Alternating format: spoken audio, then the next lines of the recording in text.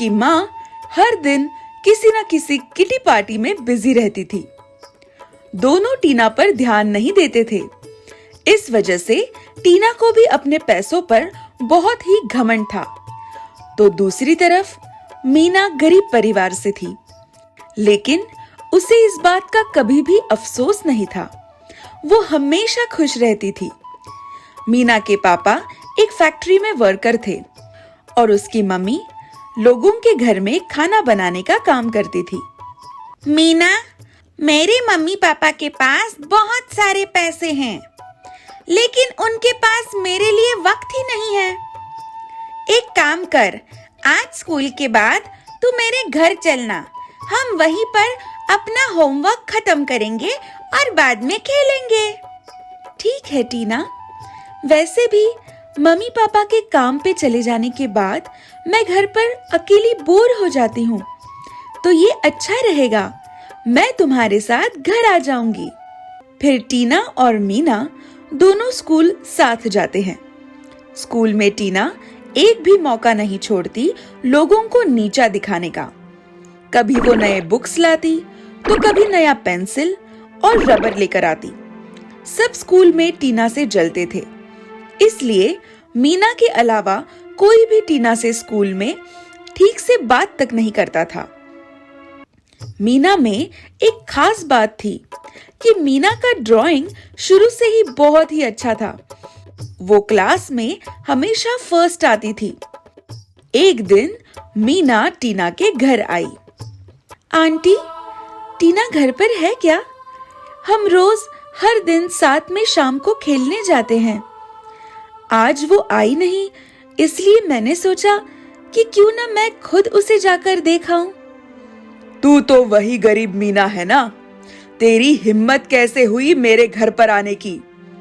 मैं तुम जैसी लड़कियों को अच्छे से जानती हूँ। अमीर घर के बच्चों को अपने दोस्ती के जाल में फंसाकर उनसे पैसे ऐंठते हो।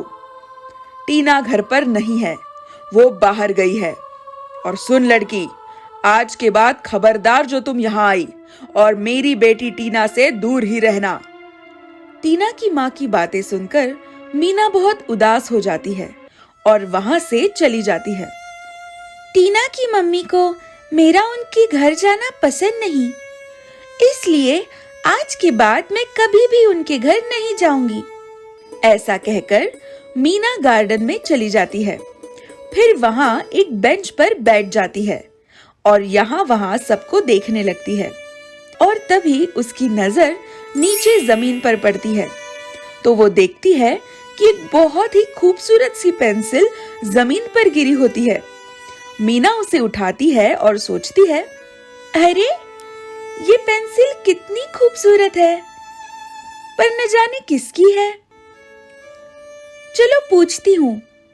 अरे, ये पेंसिल किसकी है? सुनो, क्या ये पेंसिल तुम्हारी है? अच्छा आंटी, क्या ये पेंसिल आपकी है क्या? सबसे पूछ लिया, पर ये पेंसिल तो किसी की नहीं है। क्यों ना इस पेंसिल को मैं ही रख लूं? कितनी सुंदर पेंसिल है ये। वैसे भी ये मुझको मिली है ना, तो अब से ये मेरी है।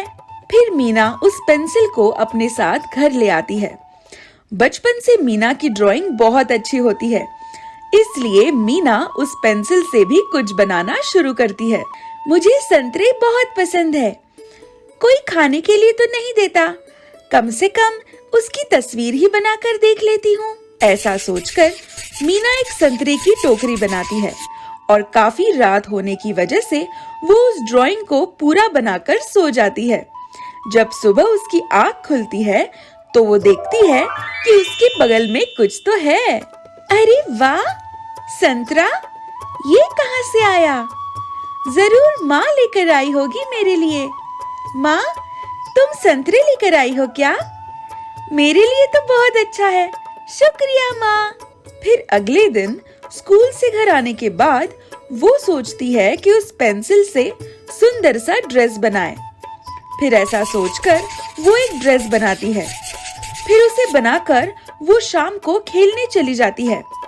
जब वापस आती है तो वो देखती है कि उसके बिस्तर पर एक बहुत ही सुंदर सा ड्रेस रखा हुआ है। उसे देखकर मीना बहुत बहुत खुश होती है। अरे वाह, कितना सुंदर सा ड्रेस है।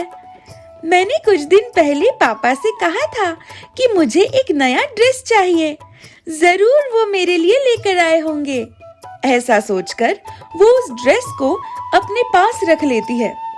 फिर कुछ दिन ये सिलसिला यूं ही चलता रहा। कभी वो पेंसिल, स्लेट, किताब, रबर ऐसी तरह तरह की चीजें बनाती और अगले दिन वो उसके बिस्तर पर होती। ये सब देखकर मीना बहुत खुश होती है। फिर एक दिन उसकी माँ मीना के कमरे में आती है और सारी चीजें देखकर उसे पूछती है, अरे मीना, ये सब नई नई चीजें तुम्हारे पास कहाँ से आई? माँ, अच्छा मजाक करती हैं आप। ये सब तो आपने और पापा ने ही तो लाकर दिया था मुझे, और अभी आप मुझसे पूछ रही हो कि कहाँ से आया? मैंने तो लेकिन कुछ भी नहीं लाया तुम्हारे लिए, कभी भी नहीं। ये सब सुनने के बाद मीना चौंक जाती है।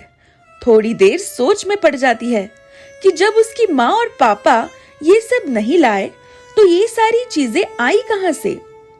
फिर थोड़ी देर बाद मीना को याद आता है कि वो झट से अपना ड्राइंग बुक निकालती है और उससे खोल के शुरू से देखती है, जिसे वो देखकर काफी हैरान हो जाती है। माँ, अब मैं समझी ये सारी चीजें कहाँ से आई हैं। ये देखिए माँ, पहले मैं इस ड्राइंग बुक में संतरे की टोकरी बनाई थी और दूसरे दिन फिर संतरे की टोकरी मेरे बाजू में पड़ी थी। मुझे लगा आप मेरे लिए लेकर आई हैं, क्योंकि मुझे संतरे बहुत पसंद है। उसके बाद मैंने ये ड्रेस बनाई, फिर मेरे पास ये ड्रेस आ गई। मुझे लगा कि कुछ दिन पहले मैंने पापा से कहा था तो वो मेरे लिए लेकर आए हैं। फिर मैंने इस ड्राइंग बुक पे जो भी चीजें बनाई है वो सब मेरे पास आ गई। मुझे लगता है माँ, ये जादुई पेंसिल है, जिसे मैं जो भी चीजें बनाती हूँ वो सच हो जाती है और मेरे सामने आ जाती है। जादुई पेंसिल? ऐसा भी कभी होता है क्या? मैं ये सब नहीं मानती। जरूर तुमने कोई शरारत की है। अब सच सच बताओ, ये सारी महंगी चीजें तुम कहाँ से लेकर आई हो? माँ, मैं सच बोल रही हूँ। मुझे ये पेंसिल पार्क में गिरी मिली। मैंने सबसे पूछा कि ये पेंसिल किसकी है, लेकिन वो किसी की नहीं थी, इसलिए इसे मैं अपने साथ लेकर आ गई। अभी पता चल जाएगा कि ये पेंसिल जादुई है या नहीं। अभी मैं इस पेंसिल से कोई खाने की चीज बनाती हूँ। फिर ऐसा कहकर मीना एक बाउल में गुलाब जामुन की ड्राइंग बनाती है और अगले 5 मिनट में गुलाब जामुन का बाउल मीना और उसकी माँ के सामने आ जाता है, जिसे देखकर दोनों हक्के बक्के रह जाते हैं और उन्हें समझ आ जाता है कि ये पेंसिल कोई मामूली पेंसिल नहीं बल्कि जादुई पेंसिल है। माँ, देखा, मैंने तुमसे कहा था ना कि ये सब जादुई पेंसिल की वजह से हुआ है। हाँ मीना, तुम बिल्कुल ठीक कह रही थी। ये पेंसिल तो सच में जादुई है। फिर मीना उस जादुई पेंसिल से पहले बहुत सारी खाने की चीजें बनाती है और उसके बाद बहुत सारी ड्रेस और साड़ी भी बनाती है, जो कुछ ही वक्त में मीना के सामने आ जाती है। दोनों बहुत खुश हो जाती है। मीना, ये तो सच में कमाल हो गया। लेकिन बेटी, अभी घर का राशन खत्म हो गया है, मुझे बाजार जाकर लाना है। अरे माँ, आप भूल गई, हमारे पास जादुई पेंसिल है। फिर आपको बाजार से कुछ भी लाने की कोई जरूरत नहीं है। मैं अभी सब ड्राइंग बुक में बनाती हूँ। फिर मीना ड्राइंग बुक पे सारा राशन का सामान बना लेती है और वो तुरंत दोनों के सामने आ जाता है। ये सिलसिला कुछ दिन तक यूं ही चलता रहा। जब भी किसी चीज की जरूरत पड़ती, मीना तुरंत उस जादुई पेंसिल से बना लेती। ऐसे ही मीना कभी स्कूल बैग तो कभी टिफिन को तो कभी वाटर बॉटल बनाकर स्कूल ले जाती। ये देखकर टीना हैरान हो गई। अरे मीना, आजकल मैं देख रही हूँ कि तू बहुत सारी नई नई चीजें लाने लगी है। तेरी कोई लॉटरी तो नहीं लग गई? अरे नहीं टीना, वो छुट्टियों में मैं अपने मामा के घर गई थी ना, तो उन्होंने ही मुझे सब खरीद कर दिया है, और कोई बात नहीं। ठीक है, आज शाम तुम मेरे घर आ जा, हम साथ में खेलेंगे। बहुत दिन हो गए हैं साथ में खेले नहीं। टीना की बातें सुनकर मीना सोचने लगती है कि उसकी माँ ने पिछली बार उसे बहुत खरी खोटी सुनाई थी। टीना सुन, मैं तुम्हारे घर नहीं आऊंगी। ऐसा कहकर मीना वहां से चली जाती है और फिर टीना सोचने लगती है कि आखिर मीना ने उसके घर आने से मना क्यों कर दिया। फिर वो जाके अपनी माँ से पूछती है, माँ, क्या मेरे पीछे मीना यहाँ घर पर आई थी क्या मुझसे मिलने? हाँ टीना, वो आई तो थी, लेकिन मैंने उसे यहाँ से जाने के लिए कह दिया। तुम्हारे पास इतने सारे खिलौने हैं, उसके साथ खेलो ना। तुम्हें क्या जरूरत है उस मीना के साथ खेलने की या उससे दोस्ती करने की। टीना अपनी माँ की बात सुनकर नाराज हो जाती है और वहां से चली जाती है। फिर यहाँ मीना के मन में ख्याल आता है और वो अपनी माँ से कहती है, माँ, हमारे पास जादुई पेंसिल है, तो क्यों ना हम इससे कोई नया बिजनेस शुरू करें जिससे हमारी आमदनी भी बढ़ जाए। तुम कह तो बिल्कुल सही रही हो, लेकिन हम कौन सा बिजनेस करें? माँ, हम एक काम करते हैं, हम चूड़ियों का बिजनेस करते हैं। अभी मैं चूड़ियों की तस्वीर बनाती हूँ। फिर मीना बहुत सारी अलग अलग तरह की रंग बिरंगी चूड़ियों की ड्राइंग्स बनाती है, जिससे कि उसके सामने बहुत सारी चूड़ियां आ जाती है। फिर मीना और उसकी माँ एक छोटी सी दुकान लेकर उसमें चूड़ियों का बिजनेस शुरू करती है और उनकी बिक्री भी अच्छी हो रही होती है। तभी टीना की माँ बाजार से गुजर रही होती है। अरे, ये मीना के पास इतने सारे पैसे कहाँ से आए जिससे कि उन्होंने चूड़ियों का धंधा भी शुरू कर लिया? पता लगाना पड़ेगा। फिर एक दिन उसे पता चलता है। वो मीना के घर के बाहर खिड़की से देखती है कि मीना चूड़ियों की ड्राइंग बनाती है और कुछ ही वक्त में उसके सामने चूड़ियां आ जाती है। अच्छा, तो ये बात है। इस मीना के पास जादुई पेंसिल है। क्यों ना ये पेंसिल मैं इससे ले लूं? फिर मुझे जो चाहिए मैं जादुई पेंसिल से बना सकती हूँ। फिर ऐसा सोचकर टीना की माँ एक दिन मीना की चूड़ियों की दुकान पर जाकर उसकी जादुई पेंसिल चुरा लेती है और उसे चुराकर अपने घर ले आती है। शाम को जब मीना और उसकी माँ पेंसिल को ढूंढते हैं तो उन्हें वो पेंसिल नहीं मिलती, जिससे कि दोनों बहुत परेशान हो जाती है। माँ, पता नहीं मेरी जादुई पेंसिल कहाँ खो गई, अब मैं क्या करूँ?